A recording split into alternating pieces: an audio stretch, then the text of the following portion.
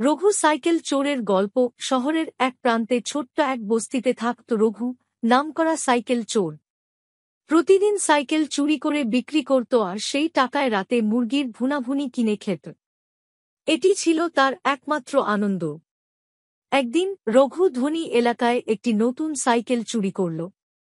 সাইকেলের সাথে একটি প্যাকেট পেল, তাতে অনেক টাকা আর একটি চিঠি। চিঠিতে লেখা ছিল, এই টাকা আমার সন্তানের চিকিৎসার জন্য। যদি কেউ এই চিঠিটা পড়ে, দয়া করে টাকা ফেরত দিন। রঘুর মনটা কাঁপল। সে ভাবল, এই টাকায় আমি মুরগির ভুনাভুনি কিনতে পারি, কিন্তু এই পরিবারটি কষ্টে থাকবে।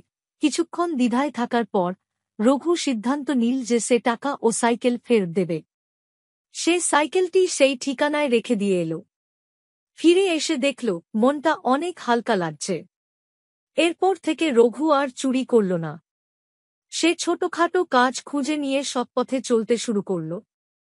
বস্তির লোকেরা তার পরিবর্তন দেখে অবাক হল এবং তাকে নিয়ে গর্বিত হল। রঘু প্রমাণ করল যে ইচ্ছাশক্তি থাকলে যে কেউ বদলাতে পারে।